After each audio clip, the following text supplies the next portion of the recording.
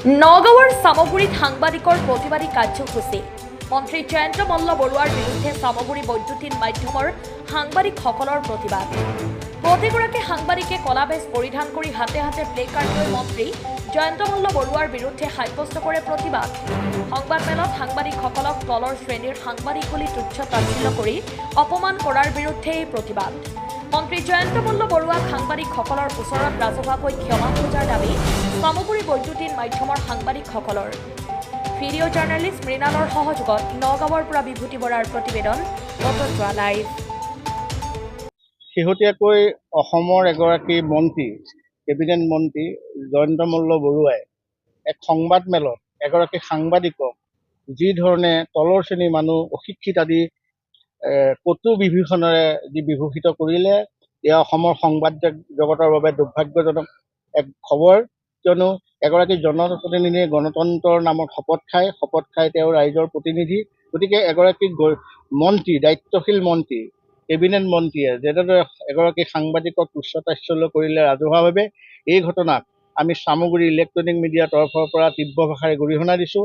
আৰু মন্ত্ৰীগৰাকীক আমি সংবাদ মাধ্যমৰ যি গণতান্ত্ৰিক অধিকাৰ খৰ্ব কৰিছে আৰু সাংবাদিকসকলৰ যি সন্মান, সেই সন্মান লাঘৱ কৰাৰ যি চেষ্টা চলাইছে, এই কাৰ্য আমি ভৱিষ্যতে নকৰিবৰ বাবে তেখেতক আমি আহ্বান জনাইছোঁ।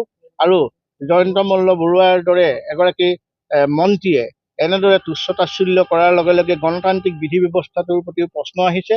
কিয়নো সাংবাদিকসকল সকলো হৈছে ৰাইজৰ মাজৰেই গণতান্ত্ৰিক দেশৰ, তেওঁলোকো একোজন প্ৰজা। গতিকে সাংবাদিকসকলক তুচ্ছ তাচ্ছিল্য কৰা মানে গণতান্ত্ৰিক দেশৰ সমগ্ৰ ৰাইজক অপমান কৰা বুজাইছে। গতিকে আমি চামগুৰি ইলেক্ট্ৰনিক মিডিয়াৰ তৰফৰ পৰা সাংবাদিকক যি তুচ্ছ তাচ্ছিল্য কৰিছে জয়ন্ত মল্ল বৰুৱা ডাঙৰীয়াক আমি ধিক্কাৰ দিছোঁ আৰু ভৱিষ্যতে এনেধৰণৰ মন্তব্য নকৰিবৰ বাবে আমি তেখেতক আহ্বান জনাইছোঁ।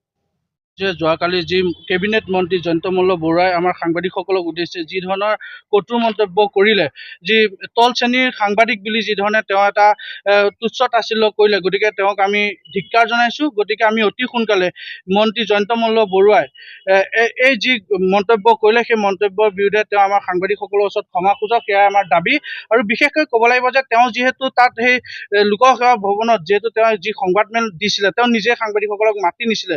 তেওঁ ইতিমধ্যে কৈছে যে এইখন আমাৰ স্বামী স্ত্ৰীৰ এখন সংবাদমেল আমি আয়োজন কৰিছিলোঁ। গতিকে তেওঁ স্বামী হিচাপে তেওঁ লোকসেৱা ভৱনত, যিহেতু এইটো এটা চৰকাৰী এটা ভৱন, সেই লোকসেৱা ভৱনত যে তেওঁ পৰিয়ালকেন্দ্ৰিক যি সংবাদমেল তেওঁ যিহেতু নিজে মাতি নিছে, আৰু মাতি নিয়াৰ পিছত তেওঁ সেই সাংবাদিকসকলক যি ধৰণে তেওঁ তুচ্ছ তাচ্ছিল্য কৰিলে, এয়া একেবাৰে গ্ৰহণযোগ্য নহয়।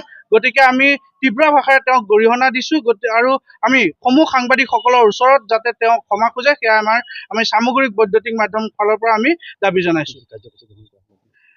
আজি আমি ক'লা বেজ পৰিধান কৰি আমাৰ চামগুৰি প্ৰতিগৰাকী ইলেক্ট্ৰনিক মাধ্যমৰ প্ৰতিগৰাকী সাংবাদিকে আজি আমি প্ৰতিবাদ সাব্যস্ত কৰিছোঁ।